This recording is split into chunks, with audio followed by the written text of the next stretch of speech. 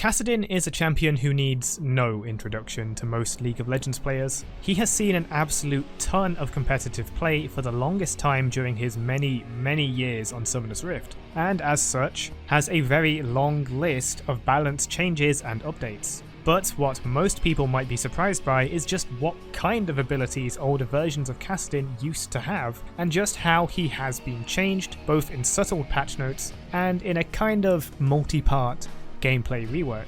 So let's delve into Kassadin before the reworks, before most things. Kassadin was added in patch 0.9227, and his abilities may seem vaguely familiar but with very noticeable differences. For example, his passive, Voidstone, would reduce damage from abilities by 15% and transform this damage into bonus attack speed. His Q, Null Sphere, was a targeted attack that dealt magic damage and silenced his target. His W ability, Neverblade, caused Kassadin's physical attacks to steal a percent of his target's mana, and he would gain twice the mana drained from these attacks. His E ability, Force Pulse, stored charges for each spell he casts, and upon reaching 4 charges, Kassadin would be able to cast Force Pulse to deal magic damage in a cone shape, slowing all enemies hit. And Kassadin's ultimate, Rift Walk, teleported to a nearby location to deal magic damage to nearby enemy units. Multiple Rift Walks in a short period of time would increase the mana cost, but also deal increased damage. Most of these resemble his modern abilities, but you may have noticed some weird things here, such as gaining attack speed on his passive, which is no longer part of the identity of the Kassadin we know today, and his W did something that I never knew Riot even tried, as it wasn't in the game during my entire time of playing the game since mid-season 2.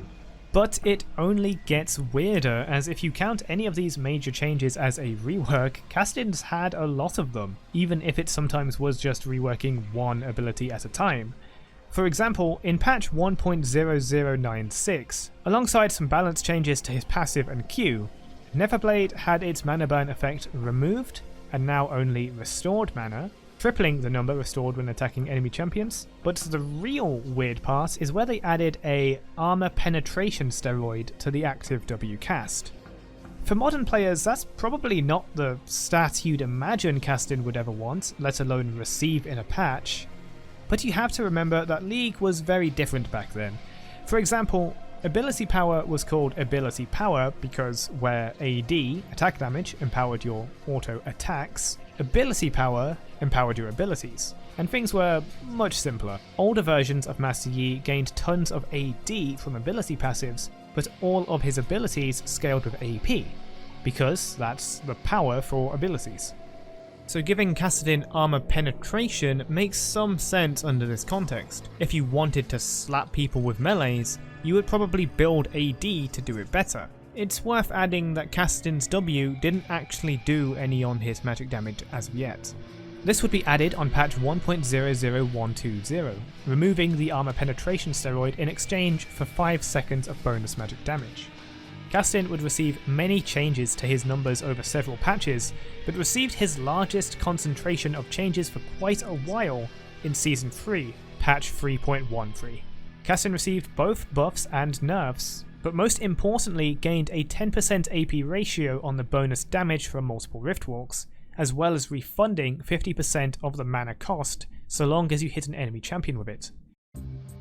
The first of many larger gameplay updates, or if we choose to call it one, reworks, would arrive in Season 4 patch 4.4. His attack range was buffed to 150, and his passive was changed, removing the attack speed boost you would gain from his passive. This patch, Kassadin was one of many assassins who would all eventually lose their silences, as his new Q had its silence effect removed, replaced by the ability to instead only interrupt channels. In exchange, it gained a magic shield on cast and had its damage buffed slightly. Kassadin's new W would no longer restore mana on hit, nor could it activate to gain on-hit magic damage for 5 seconds, but instead, the ability would now passively give Kassadin 20 on-hit bonus magic damage, and the active could be used to empower his next auto attack to deal much more damage in a single strike, and restore much more of his missing mana. Naturally, it would now also work as an auto reset. Finally, his new ultimate would now scale with 2% maximum mana instead of 80% AP, and the maximum stacks, which used to be all the way up to 10 stacks of Riftwalk casts, was now down to just 4. The bonus damage ratio too was changed from 10% AP to just 1% maximum mana, but it was buffed in terms of its base damage, a lowered base mana cost, and a lowered cooldown, getting as low as 3 seconds at rank 3 of Riftwalk. However, the mana refund on champion hit was removed, and now, instead of the mana cost of the ultimate raising by 100 per stack, it now doubles the mana cost for every stack of Riftwalk, meaning 4 stacks of ultimate would cost you 1200 mana to cast your next one. This was certainly a lot of changes, practically reworking his gameplay and causing him to be more of a bursty assassin rather than just kind of slapping someone over 5 seconds after teleporting behind them. Now silenceless, the next patch we can call a rework would have to be patch 5.4, with only one ability changed, but one that will forever mark the end of an era for Kassadin. Riftwalk had its base mana cost reduced by 15, but range reduced from 700 to 450, almost half of its original glory. Though this range may now be considered the norm, and has been for many years, this was catastrophic for most Kassadin players, and I remember how drastically his win rate had fallen at the time, somewhere in the 30 to 39% range I think. Luckily, in the next patch, patch 5.5, some buffs were given as well as a visual update, giving him much smoother, flowier animations. Riftwalk had its cooldowns buffed and lowered down to 6 at rank 1 and 2 at rank 3. Its range was increased to 500 and the mana cost was reduced by another 10 down to 50. This was a time I remember with pretty vivid clarity, as for me, a Kassadin player and very much not afraid to play unorthodox out of the box off-meta builds, definitely experimented with some ideas I had, and those ideas made great use out of the buffs, despite the ultimate range nerf. The base mana cost reductions from 75 to 60 and then 60 to 50 were both significant. This meant not only would the initial Riftwalk receive a reduction in mana cost, but this reduced how much the doubled mana costs would be. So instead of 1200 mana for a 4-stacked Riftwalk, you would instead pay 960, and on the next patch, it would be down to just 800. Although it was over a couple of patches, this ultimate rework for Kassadin changed a lot about how he would be played, how easy he was to play, and how easy he was to play against. The potential of a much faster casting ultimate and the power of a stacked Riftwalk was not realised for Kassadin players for quite some time, or maybe it simply wasn't enough to bring Kassadin back into the meta. Riot must have agreed with that, as he would receive a myriad of buffs over time, little by little, until he returned to viability.